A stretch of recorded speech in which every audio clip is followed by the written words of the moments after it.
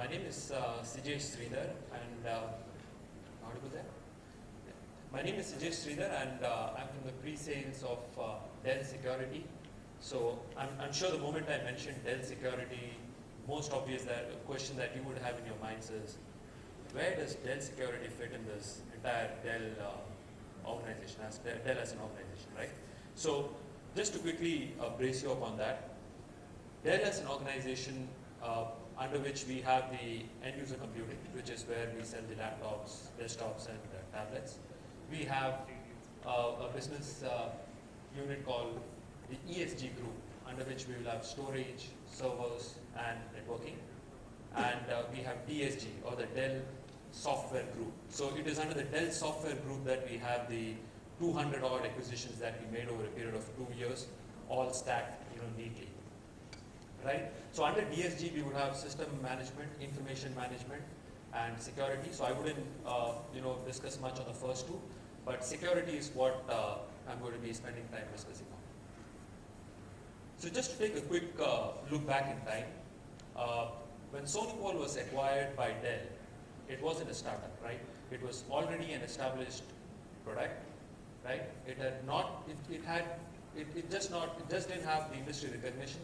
Even when it came to technical certifications like NSS Lab, ICSA Lab, these are the firewall validating agencies who get down and dirty with your firewalls. If I say I've got a gateway antivirus functionality on my firewall, they want to check what is the effectiveness, how good is it in terms of its catch rates.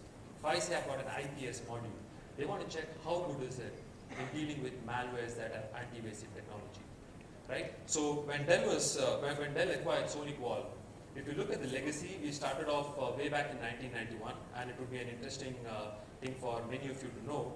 It was started by two bright Indians back in the US in 1991.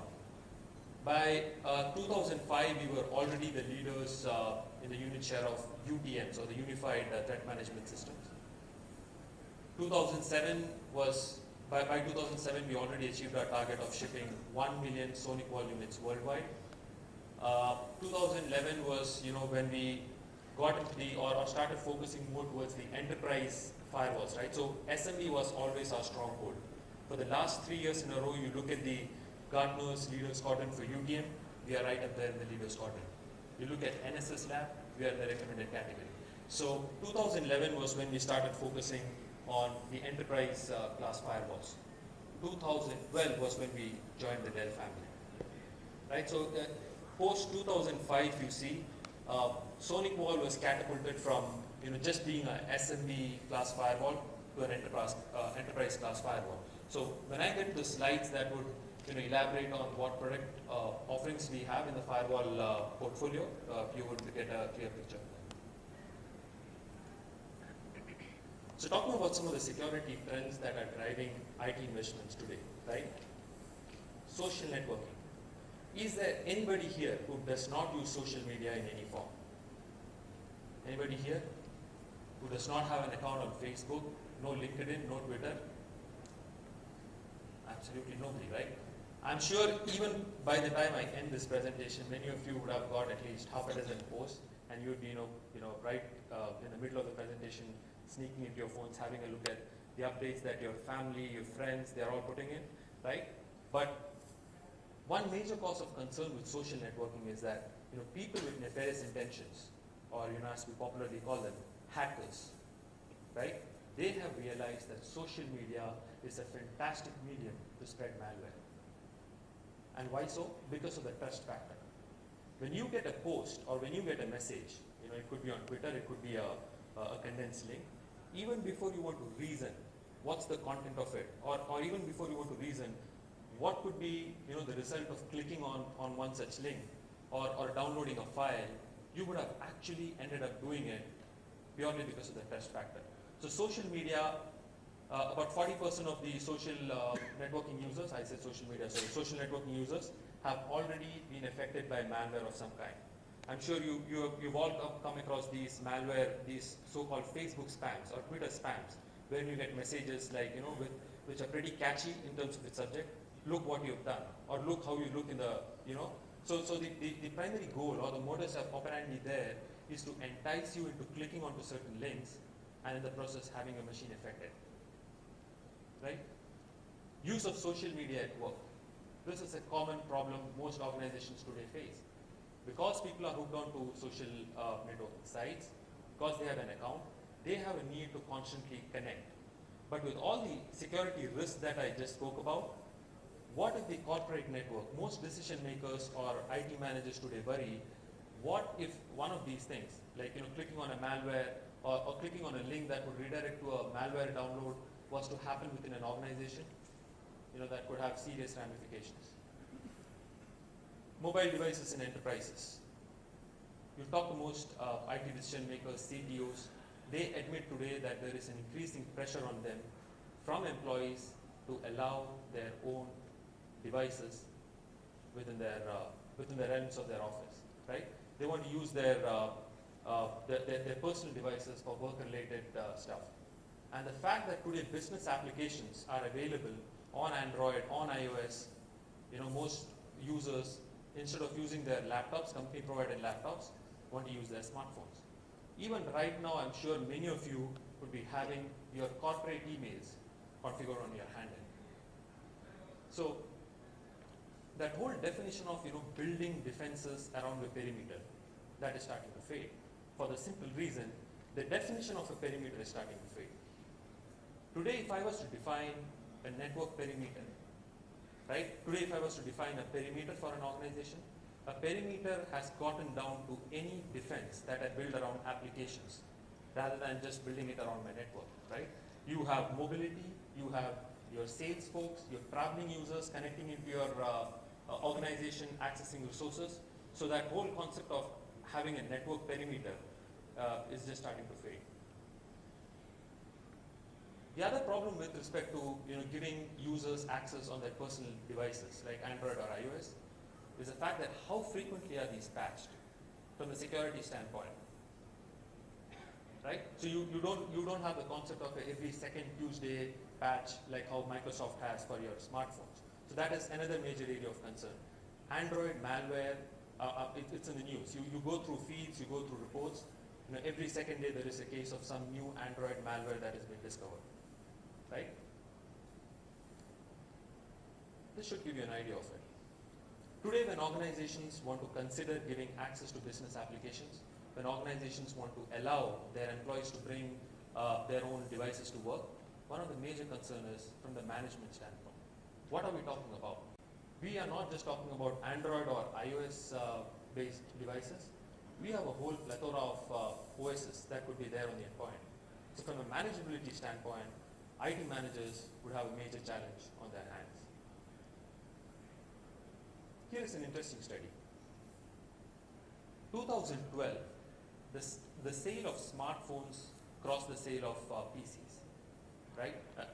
That's not the reason why we or Dell decided to come out with our tablets, but it's a clear indicator as to where it's all heading. People don't want to be tied down to their company-provided laptops.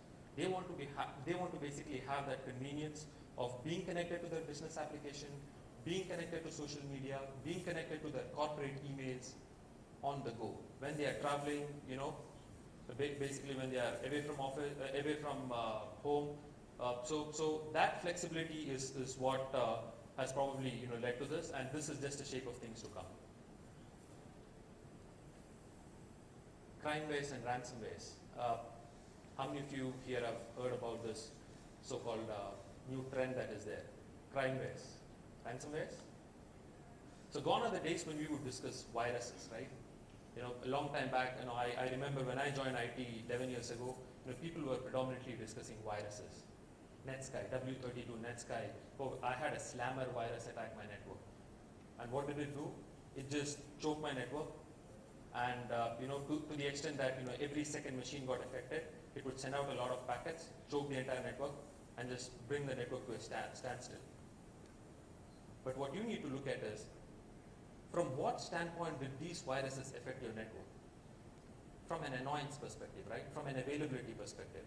But when you look at the malwares, the designer malwares, the crimewares that are being programmed today, they are being built with a purpose. These are all purpose-built software codes which have a complete understanding of what ecosystem that they would exist in, which have a complete understanding of the fact that they would exist in a network where there would be firewalls, where there would be IDS, which is where the anti-evasion technologies that are built into these malwares come in.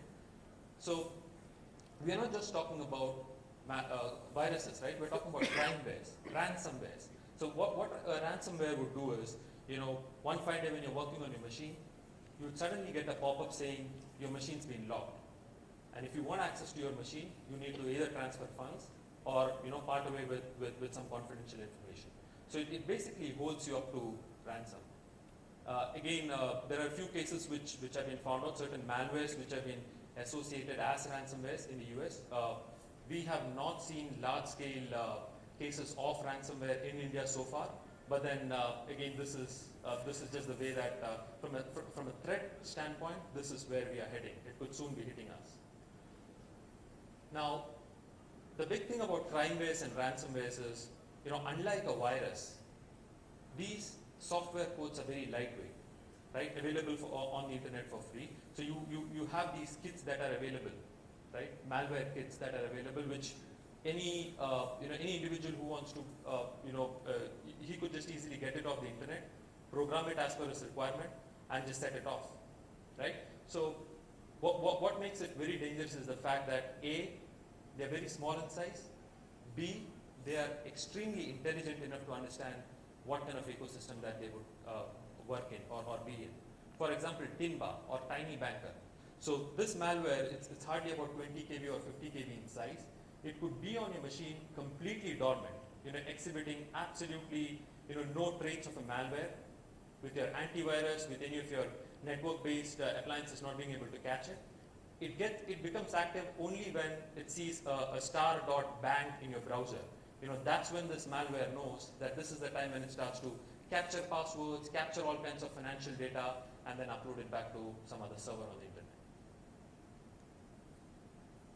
Spear phishing. So we've all heard about phishing attacks, right?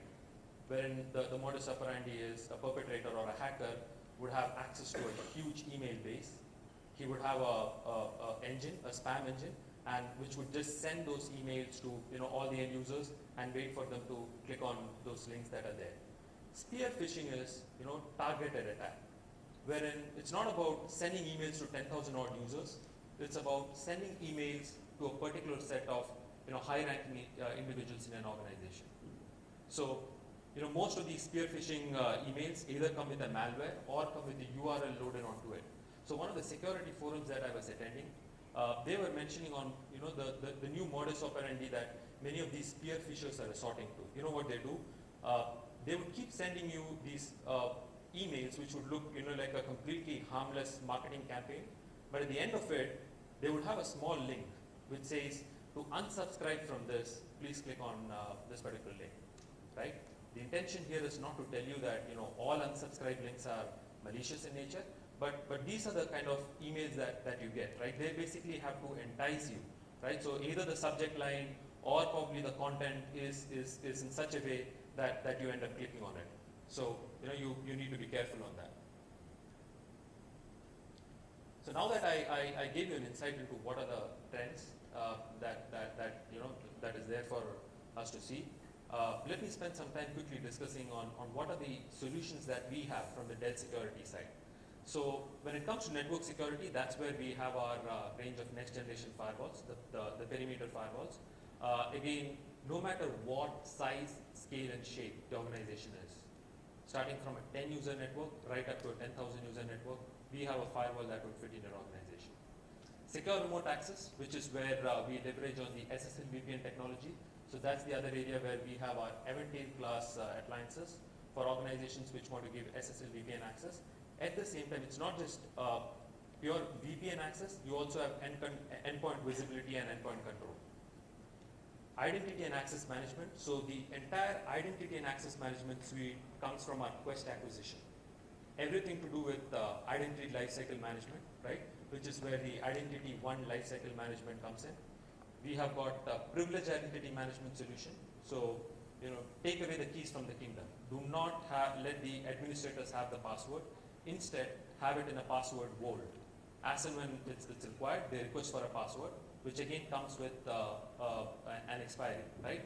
So that's where we have the identity and access management solution. Email security, again available as an appliance. We have got our email security appliances. We've got email security softwares, again available as a virtual instance. And what we launched last year was email security as a hosted model. So if an organization doesn't want to make an upfront investment into a hardware or a software, they could just go on a subscription base. 200 mailboxes, that's what you pay for. You could go for a subscription for 200 mailboxes, and we would have a subscription-based email security. Enterprise wireless. So in the area of enterprise wireless, that's where we have Sonic points, right? Now the biggest advantage here that any customer would get is, with a Sonic point, you can do away with the requirement for an additional enterprise wireless controller. Our Sonic wall firewalls can function as a controller. No additional cost associated from the licensing standpoint. So as long as your firewall is licensed, your Sonic points are licensed. In the area of endpoint security, so this is where we have a software from one of our acquisitions, Credent, which is the endpoint data encryption, right? And managed security services. So SecureWorks. We have we sell you firewalls, we will sell you email security solutions. If you want somebody to manage all of that, make context out of the thousands and billions of logs that they generate, right? Let your organization understand what your current security posture is. Do VAs, PTs, do all of that. Do security consulting. That's where SecureWorks would come into picture. Again, SecureWorks and the endpoint security is yet to be launched in India. So, all that I was explaining, this is just a pictorial representation. So you have the network security appliances, which is where we have our firewalls, email security appliances, secure remote access, which is the other solution we have. We also have two pieces of software, which is GMS and Analyzer. So Analyzer is for reporting. Any SonyPol product that you use, you want to slice and dice the data. You want to basically have a look at what is it that your data comprises of, where the threat is coming from, and all of that. That's where Analyzer would help. And we also have GMS. So GMS is nothing but reporting capabilities plus a centralized management capability. So no matter what SonyPol technology you use, you want to have a single pane to manage these appliances. So that's where GMS would help you. So very quickly talking about some of the fundamental differentiators when it comes to SonyPol, when you compare our range of UTM with the rest. The very major differentiator here is the basic way that we scan traffic. So unlike some of the other vendors, we do not proxy the data. So typically if I say, let's say as an example, if somebody was to download a file, what a traditional firewall would do is, wait for that file to get downloaded into its memory, scan it, reassemble it, and send it across. Now if this was to happen in an organization where there are simultaneous downloads happening, tens and thousands of concurrent user sessions, it would very clearly put a load on the firewall. It would very clearly put a processing overhead on the firewall, which is what the RFDPA or the reassembly-free deep packet inspection, which is a patented technology that SonyPol uses, does away with. So we do not proxy the data. We do not hold back the packets. We let the packets go through, but as the packets go through, we create thumbprints for that, and that is what we scan. Again, we use a multi-core architecture. And when I say multi-core architecture, we do not use Intel-based CPUs. We use purpose-built, performance-enhanced KVM CPUs, CAVIUM. So this is one of the major product differentiators, simply because most organizations, whenever they enable security, one of the primary things that they consider is performance. While protection is important, they want to do a protection versus performance trade-off, which is not what we want our customers to do. We want to give you protection, but at the same time, we do not want you to be worrying too much about what performance impact it would put. You enable an AV engine, what would be the kind of latency, right? So we don't want you to worry too much on that, which is precisely why we use RFDPI along with a multi-core architecture.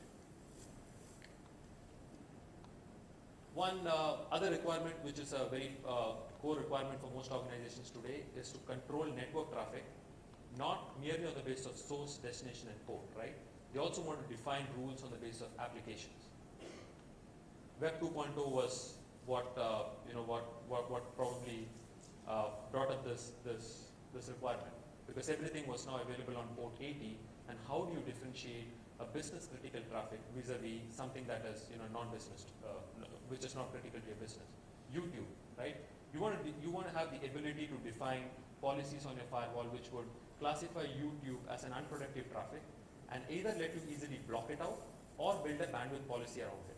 So I could have a logical bucket created wherein I classify all the unproductive applications, YouTube, MetaCafe, BitTorrent, right, LimeWire, Kazaa, and say any of these applications being used by users should get less than 3% or 5% of my available bandwidth. So this is what application visualization would do. SonicWall would let you learn what applications are in use on your network and help you build policies, both from a blocking standpoint and also from the bandwidth control standpoint. GeoIP filter, another functionality in the firewall, which would let you block traffic on the basis of what geographical location it's coming from. So if your infrastructure is attacked, many a time it so happens that the traditional way of dealing with an attack by just identifying an IP address through a AppNick or a RIPE or an AfriNick listing and block it by creating a rule, that just doesn't work. Because most of these servers from where the attack is getting perpetrated are bulletproof servers. They keep changing their IP address. So you want to have that ability to block traffic on the basis of countries. So that's what the GeoIP filter would help you do. Advanced app control. So I mentioned about how SonicWall would let you, identify what applications are in use on your network and build policies around it. What advanced app control would do is, define granular policies within an application. For example, most organizations have a blanket policy. Yahoo Messenger should not be allowed, or Facebook should not be allowed. Why? The concern there is, what if a user uses Yahoo Video Chat, which is very bandwidth intensive? What if a user uses or chooses to do a file transfer on Yahoo Messenger, which from the data leakage perspective is a concern, right? So if I take Yahoo as an example, allow access to Yahoo Messenger, but curb the end user's ability to transfer files, or curb the end user's ability to do a video chat, right? So this is what advanced app control would do. Within an application, what a user can do and what he cannot. If he's accessing Facebook, curb his ability to just while away time playing games on Facebook, or prevent him from just sitting, reading through posts and liking posts, right? So all those signatures, specific signatures we would have. So under advanced app control, we would have social networking as a category. This is just an example, just one of those categories, a cross-section of the signatures that we have. This is what is listed here. Under social networking, we would have Facebook, Twitter, LinkedIn, and each of those would have a set of signatures, right, wherein you could do a granular control. So we have come a long way from just doing a port, source, destination IP based rule to an application based rule to a granular application based rule wherein you can control an application at a very advanced level. So what's part of our firewall offering? You get an intrusion prevention system, a full-fledged IPS, right? Gateway antivirus, a gateway anti-spyware as right within our UTM, a content and URL filtering. I'll come to what Cloud AV is. DPI SSL, the ability to look at SSL traffic, pretty much how you look at a plain text traffic, right? So this is where the DPI SSL functionality comes in. Application intelligence and control and visualization, which is what I mentioned, the ability to build rules and policies from bandwidth control and blocking at the app level. Comprehensive anti-spam. So if an organization which has got up to 250 mailboxes doesn't want to invest in a separate anti-spam, so that's where we have our CAS, or a comprehensive anti-spam, which is just a license that an organization needs to procure on their firewall. Now, the cloud AV part is the dynamic threat intelligence part that we have. Any signature-based appliance could have a set of 10,000 signatures, right, which would be looking at traffic, constantly comparing it to a certain algorithm that it has got and blocking the traffic depending on what response that it gets from the database. But how dependable is this? When you're talking about huge amount of signatures, you would rather want to have those signatures that are relevant with respect to the current security context, rather than just loading signatures for every known malware, viruses, spyware, right? So that is exactly what a cloud AV does. A cloud AV would decide what set of signatures should sit on your appliance, and what should be fed to the appliance as and when there is a malware attack. So SonicWall has got this concept of a grid server. Every time there is a new malware activity happening in some geographical location, the information is put back to our botnet team. They quickly work on it, release a patch, and that is percolated onto all the SonyQual deployments. So this is where the cloud AV comes in, the dynamic threat intelligence feed. So you are not just locked down to the set of signatures that you have from the threat standpoint. You also have continuous feeds from the internet, right? And it also offloads those signatures which are not really relevant as per the current security situation. Every engine that we have on our firewall again, and every signature that goes into it, it's all proprietary stuff. So right from our botnet engine to our antivirus, anti-spyware, our IPS that we develop, we do not OEM it from any third-party vendors. It's all built in-house. So just to give you an idea of what our current security lineup, current firewall lineup is like. So as I told you, size, shape, and form of an organization is just not an issue. We have our entry-level models, which is a TZ series, and our top-end model is a supermassive, which would fit in for huge carrier networks, ISPs, right? And we also have SMB and campus branch firewalls, which is the NSA series. We recently had, so any of you who are existing customers of SonyQual, who are using the NSA 4500, NSA 5500, would realize that we've had a complete refresh into a Gen 6 series. So again, these are some high-end firewalls. I want to skip through this. So talking about our second solution, which is secure remote access. So in our secure remote access, we have the Eventine solution. So as I told you, in addition to validating who the user is, where the request is coming from, and building a tight role-based access, it also has got endpoint control and endpoint visibility. So what that is,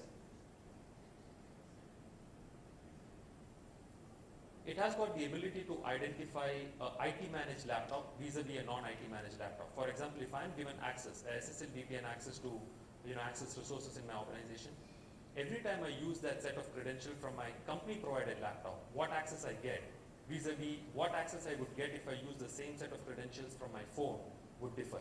That is because of the endpoint control, right? So the Eventile appliances are able to identify, to do a device profiling, where is the access coming from? Is it from a trusted PC, IT managed PC, or is it from a smartphone or some other home PC, right? So it's able to identify that access and decide what trust level should be given. It can do a device identity. For example, I could tie down a credential to the hard disk serial number, or I could tie down a set of credentials to just two appliances, to just two devices, which could be a smartphone and a company provided laptop. So I could have all that granular control. Device integrity is wherein I have the ability to build policies on the basis of, if the antivirus is uninstalled, do not give him access, right? If the OS is below a certain level, do not give him access. So I could have all those policies built in. Cache control and secure desktop is one of the biggest concerns that most organizations today have with respect to remote access is what happens to all that confidential data that gets cached on the endpoint as part of the SSL VPN access. So cache control is what helps there. It would wipe out every single bit of data which was cached on the endpoint. And secure desktop is another option where organizations, if they want to give access from untested machines, like a cyber cafe machine, secure desktop is like a virtual instance that would be hosted on top of it, right? So there is no data from the physical machine coming into the corporate network. So again, in the interest of time, I'm just skipping through some of the slides there. Sony points, as I told you, no additional licensing. As long as your SonyQual firewalls are licensed, all your Sony points are licensed. You have the option of having a fairnet policy, which would ensure that every user connected to the Sony point gets equal distribution of the bandwidth. And we also have the ability to have virtual access points configured. Now the advantage here is you could have a HR SSID, right, which would be tied down to a policy on SonyQual firewall. For example, he may be able to access Naukri.com or Monster.com, which as per his job is a requirement. At the same time, there is another virtual SSID, which is marketing.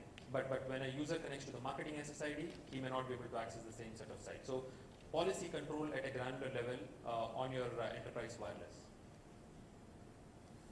So GMS, as I told you, again, I'm just hurrying through some of these slides. GMS is, in addition to the analyzer capabilities, which is the reporting capabilities, you also have management capabilities across all the SonyQual appliances. So no matter what appliance you're using, what technology you're using, you could manage all of those. So coming to the third-party validations, as I told you, Gartner, for the last 3 years, we are right up there in the leaders quadrant. You talk about NSS Lab, we are there in the recommended category, right? And even ICSA certification, our firewalls are ICSA certified. And just to give you an idea, to put things in perspective, from the DSG standpoint, 9 out of all our solutions are already there in the leaders quadrant. So this is not just about Dell security, it is from a DSG scenario. 9 solutions that we have, 3 of which are already there in the leaders quadrant. Our UTM, the managed security services, which is SecureWorks, and request identity and access management solution.